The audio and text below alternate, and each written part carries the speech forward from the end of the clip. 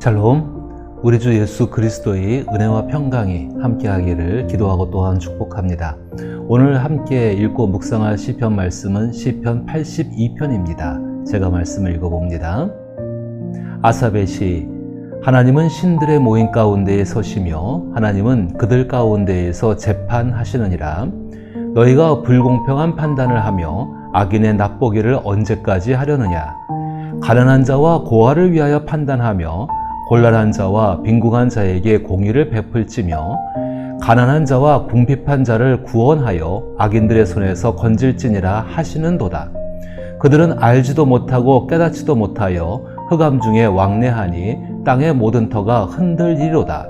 내가 말하기를 너희는 신들이며 다 지존자의 아들들이라 하였으나 그러나 너희는 사람처럼 죽으며 고간의 하나같이 넘어지리로다. 하나님이여 일어나사 세상을 심판하소서. 모든 나라가 주의 소유이기 때문이이다. 아멘. 저는 오늘 이 말씀 속에서 망해가는 사회 속에서 좁은 길을 걸어가는 사람을 생각하며 이 시를 묵상하고자 합니다. 시편 82편은 아삽 혹은 아삽의 자손이 지은 시입니다. 그런데 시의 내용을 생각해 보면 정의가 없어서 공평하지도 공정하지도 못한 세상에서 고통을 받는 사람의 비탄과 탄원을 담고 있습니다. 그러나 저는 시편 82편의 시인은 정의가 없어서 공평하지도 공정하지도 않은 세상 속에서 하나님께서 하나님의 말씀을 어서 속히 이루시기를 기다리며 생명을 얻는 좁은 길을 가고 있는 사람의 기도라고 생각해 보게 됩니다. 먼저 시편 82편의 내용을 살펴보면 1절에서 고대 사회에서 신과 같은 절대 권력을 가진 통치자나 종교 지도자, 재판관들을 하나님의 법정의 피고석에 하나님께서 서게 하셨습니다. 고대 사회에서 그들은 얼마든지 사람들을 피고의 자리에 세우고 자신들이 가지고 있는 기준에 따라 판결하고 형을 집행할 수 있는 재판관들이었습니다. 그런데 이들이 하나님의 법정에서 피고의 자리에 서게 된 것입니다.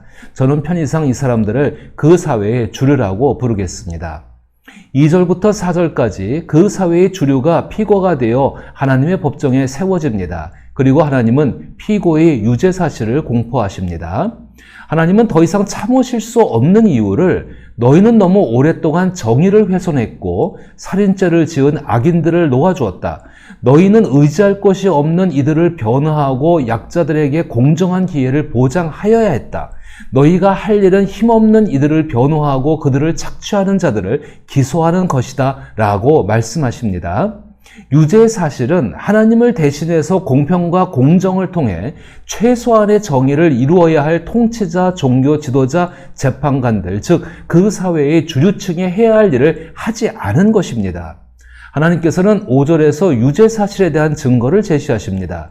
분명한 사실을 알지 못하는 법관들은 진실, 즉 사실을 알아보려고 노력조차 없이 너희 입맛대로 공법을 적용하였다. 재판관들은 자신들의 판단이 세상에서 어떤 영향을 주게 될지를 고려하지 않았다. 그 결과로 아무도 제정신으로 살아갈 수 없는 세상이 되었다라고 말씀하시며 시편 11편 3절에서 터가 무너지면 의인이 무엇을 하랴라는 것처럼 그들로 인해 만들어진 혼돈을 유죄 사실의 증거로 제시합니다. 6절과 7절은 하나님의 선고와 하나님의 심정을 말씀하십니다. 내가 말하기를 너희는 신들이며 다 지존자의 아들들이라 하였으나 그러나 너희는 사람들처럼 죽으며 고간의 하나같이 넘어지리로다. 이 부분에 대해 표준 세번역은 하나님께서 말씀하셨다. 너희는 모두 신들이고 가장 높으신 분의 아들들이지만 너희도 사람들처럼 죽을 것이고 여느 군주처럼 쓰러질 것이다 라는 표현은 지극히 높은 나 하나님이 너희 재판과 하나하나를 나의 대리자로 임명했다. 그러나 너희는 맡은 임무를 저버렸다. 따라서 너희의 지위를 박탈하고 사형 집행을 위해 구속한다입니다. 그러자 8절에 원고석에 앉은 사람들이 일제히 소리를 칩니다. 오 하나님, 저들에게 응분의 벌을 내리소서. 온 세상이 주님의 손안에 있습니다. 일제히 소리치는 사람들은 누구일까요? 타락하고 부패한 주류층에 의해서 착취와 핍박을 당하며 손해를 보아도 어디에 하소연조차 할 수 없는 힘없는 사람들인 것처럼 느껴질 수 있습니다. 그러면 시편 82편은 하나님께서 그 사회의 주류를 이루고 있는 사람들을 심판하셔서 정의가 없어서 불평들과 불공정 때문에 고통받는 사람들의 억울함을 풀어주신다는 의미가 됩니다. 정의가 없어서 불평등하고 불공정한 세상에서 고통받는 사람을 위해 정의가 없는 불공평과 불공정한 세상을 만든 신의 대리자 같은 통치자, 종교 지도자, 재판관들, 즉 기득권을 가지고 있는 그 사회의 주류층을 판단하시고 심판하시면 정의롭지 못하고 불평등하고 불공정한 모든 것이 사라질 것이고, 그런 세상에서 억울하고 분통 터지는 사람들의 원한이 풀릴 것이니까는 미슈파트를 행하시는 하나님을 믿고 사회를 변혁시켜라는 것으로 생각할 수도 있습니다. 쉽게 말하자면 하나님께서 신의 대리자 역할을 하는 그 사회의 주류층들을 갈아치우시면 사회가 바뀔 수 있다는 것입니다. 그런데 신의 대리자 역할을 하는 그 사회의 주류층이 바뀐다고 하나님의 정의와 공의와 공평이 이루어지고 지속될 수 있을까요? 일시적으로 하나님의 미슈파트가 이루어지는 것처럼 보이지만 결국은 정의가 없는 불평등과 불공정은 다시 고개를 들고 활개를 칠 것입니다. 저는 이런 생각에서 시편 82편은 사람들 속에 있는 악의 축이라고 말할 수 있는 정치적, 종교적, 경제적 권력을 붙들고 하나님의 나라를 흉내내려는 잘못된 욕망을 고발하고 하나님과 1:1 관계를 저버리고 다른 사람에 의해 하나님 나라의 좋은 것만을 누리려는 지독한 이기주의와 노예 근성을 고발하는 시이며 기도라고 생각합니다. 시편 82편에 하나님의 심판을 환호하는 사람들은 사회 주류층에 의해 불이익을 당하는 사람들이 아닙니다.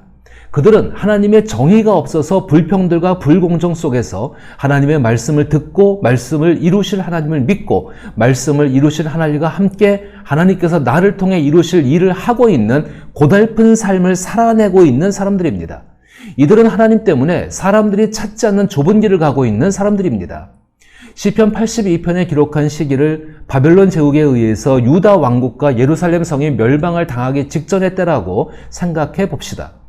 예레미야가 증언하고 있는 것처럼 그 시대의 신의 대리자 역할을 하는 통치자, 종교 지도자, 재판관들, 즉 사회의 주류층은 자신들이 바라는 것을 얻기 위해서 최소한의 양심도 없이 거짓과 고집과 완악한 마음을 가지고 자기 마음대로 행동했습니다. 그로 인해 사회에서 하나님 말씀의 영향력은 유명무실해졌고 도덕적 기강은 무너질 대로 무너져서 상식을 벗어난 말과 행동이 당연한 것이 되어버렸습니다. 하나님 말씀과 기본적인 도덕과 상식을 지키려는 사람이 바보 취급을 당하고 불이익을 당하는 것이 당연한 모습이었습니다. 사회의 주류층은 종교, 정치, 경제를 포함한 사회 개혁을 항상 부르짖지만 개혁은 신의 대리자 혹은 그들과 뜻을 같이 하는 사람들, 즉 사회 주류층인 그들만의 리그일 뿐이었습니다. 그럼 백성들은 어땠을까요? 사실 사회가 망하든지 어떻게 되든지 상관이 없었습니다. 하물며 누가 통치자가 되든 종교 지도자가 되든 재판관이 되든 결과는 그 밥에 그나물이라는 말처럼 될 뿐입니다. 하나님 말씀대로 사는 것은 특별한 사람들의 일이고 가장 기본적인 도덕과 상식을 지키며 사는 것은 일상의 삶에 어떤 도움도 되지 않았습니다. 단지 사회 주류층인 권력자에 의해 착취와 탄압이 고통스러울 뿐이었습니다. 그러한 고통도 일상이 되어버렸습니다. 그런 사람들에게 다윗과의 언약을 이루시는 하나님은 전염병이나 기근과 같은 천재지변에서 구원해 주시는 수호신 정도 취급을 받았습니다. 사회 주류층에 의해 성전에 가고 안식일을 지키지만 그건 역시 버거운 일이었습니다. 사실 백성들은 자신들의 고통스러운 하루하루의 생활 때문에 하나님과 관계된 것들이 거추장스러웠습니다. 기회가 없어서 그렇지 백성들도 신의 대리자 같은 역할이 주어지면 혹은 사회의 주류층이 되면 더 악해질 수 있습니다. 아니, 쌓인 한을 풀듯이 더 날뛸 것입니다. 시인은 그런 세상 속에서 하나님의 심판을 기다리는 사람입니다. 하나님 말씀을 듣고 하나님께서 말씀을 이루신다는 것을 믿기 때문에 말씀을 실천하는 힘겨운 삶을 살아내고 있는 사람입니다. 그 사람은 하나님의 심판이 곧 하나님의 회복임을 아는 사람입니다. 하나님의 심판으로 인하여 사회가 망한다고 하여도 망해가는 현실 속에서 하나님께서 다시 일으키시는 회복을 믿는 사람입니다. 실제로 하나님의 심판은 이루어졌습니다. 그로 인해 유대 사회는 망했습니다. 더 이상 유대 사회의 주류층은 없습니다. 그러나 하나님 말씀을 신뢰하며 자기의 삶을 사는 사람은 하나님께서 말씀하신 대로 회복의 일을 하실 때 다시 예루살렘으로 돌아올 수 있었습니다. 그들은 세상에서 사람들의 눈에 보이는 모습이 현실이 아니라 하나님의 말씀이 현실임을 믿는 사람들이었습니다. 그 사람들은 하나님과 1:1 관계 속에서 하나님 말씀이 이루어지는 시간 동안 하나님과 함께 자신에게 주어진 일을 해내고 있는 사람입니다. 그럼에도 그 사람은 하나님의 일하심 앞에 겸손합니다. 하나님의 공평은 치우치거나 기울어지지 않게 하시는 하나님의 성품입니다. 하나님의 공정은 하나님의 공평함 속에 모든 것을 합력하여 선을 이루시는 하나님의 일하심입니다. 하나님의 정의는 사람이 생각하는 다른 것이 아닙니다. 하나님의 정의는 하나님 자신이십니다. 우리는 공평하고 공정하며 정의로우신 하나님께 겸손해야 합니다. 하나님의 아들 예수 그리스도는 사람들이 불공평하고 불공정하고 정의가 없다고 외치는 세상에 친히 오셨습니다. 그것은 세상은 여전히 하나님의 공평과 공정과 정의 속에 있음을 명확하게 하신 것입니다. 시편 81편의 시인은 사회의 정의를 완벽하게 무너뜨린 사리사욕에 취해서 불공평과 불공정을 일삼는 하나님을 대신하는 위치에 있는 사람을 이해하거나 용서할 마음은 없습니다. 그러나 자신이 공정과 공평과 정의를 이룰 사람이 아니라는 사실을 생각하고 느낍니다. 이처럼 하나님의 존재를 인정하는 것이 겸손의 첫걸음입니다. 세상은 시편 82편에 하나님의 최종 선고를 기다리고 있습니다. 그런데도 하나님께서 공평하고 공정하고 정의롭게 일하신다는 말은 하지만은 그렇게 일하시는 하나님의 존재를 인정하고 겸손하게 주의 뜻에 순종하는 사람은 찾아보기 힘듭니다. 대부분 자기 입장에서 공평과 공정과 정의를 주장할 뿐입니다.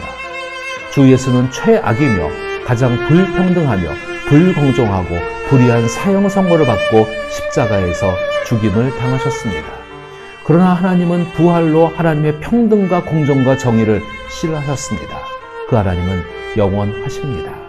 불공평하고 불공정하고 불의한 세상 속에서 주 예수께 있는 부활의 삶을 살게 하시는 하나님의 정의 속에 있음을 신뢰할 수 있기를 나사렛 예수 이름으로 축복합니다.